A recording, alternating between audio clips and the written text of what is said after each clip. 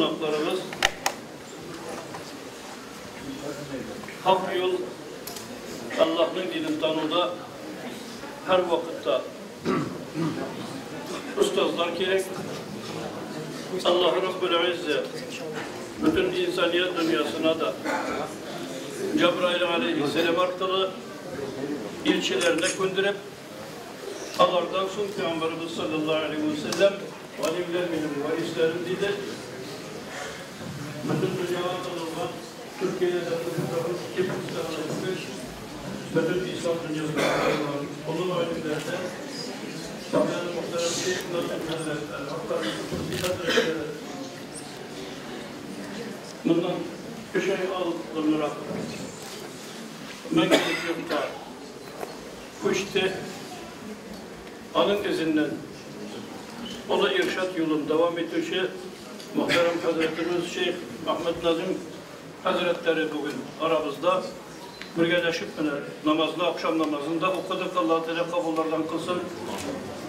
Murat Tabu'yla bizim ilimizde konak bulaşıp şunun içinde muhterem aziz konağımızdan sözün ödülemiz. Esselamu Aleyküm ve Rahmetullah.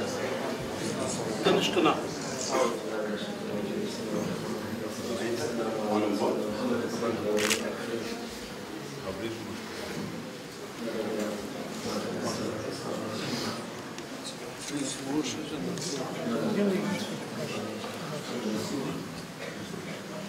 Tarikatına asıl-ı ve hayır cemiyet.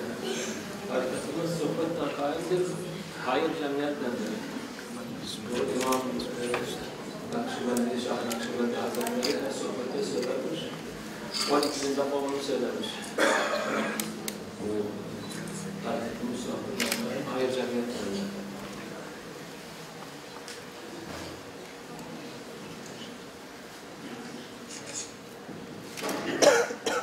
Bismillahirrahmanirrahim.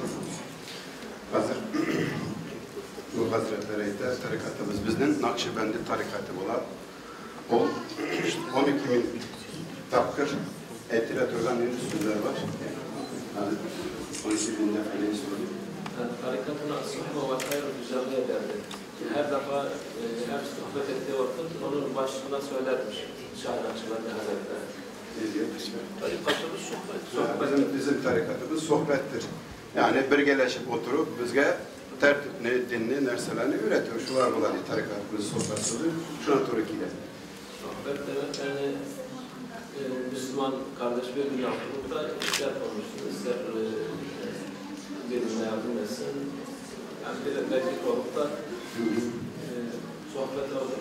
Nasıl sohbete yetiyor, birge oturup, birgeleşip anda oturan vakitte bizge söylese de söyleşmese de birbirimize buluşuyor, birbirimize yardım ediyor.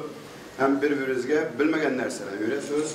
Din yakınlarında, bütün dostluk yakınlarında, bütün yaklardan da buluşuyoruz sözün ekler. Hayır cemiyettedir bu cemaat, yani güzel cemaat. Birbirinden beraber olunca hayır olmak olur. Ayrı ayrı olmamak lazım. Şuna ite, biz şimdi birgeleşken vakitte hayır şunda olar. Ayrım ayrım bulgan vakitte bize hayırlıklar, yakşılıklar bulmaz. Eğer de biz şulay birgeleşip bütün meçhitlerde, Allah'ın yurtlarında, izgi urunlarda birgeleşip oturup Allah'a ibadet kılsak, sohbetlerde bulunsak, şu vakit hayır şunun arkalıklı bizlerge kile. Ayrım ayrım bulganda bizge bir fayda bulmaz diye. Bu cemaat sürü gibidir. Onun bir çobanı var. Çoban kurtu bırakmaz yani.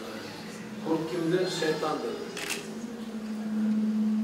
Yani nasıl bir çoban koyunlara kurt yaklaştırmazsa cemaat olunca şeytan gelemez yanına.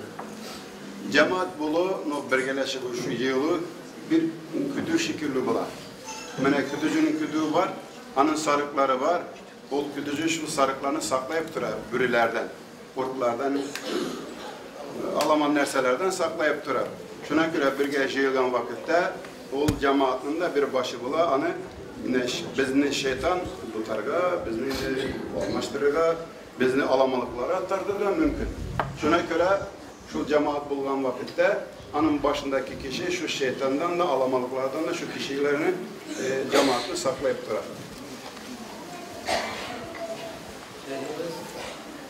Şeyh Nazım Hazretleri makamları âli olsun. Amin. Şeyhimiz Şeyh Nazım Hazretlerinin urunları inşallah.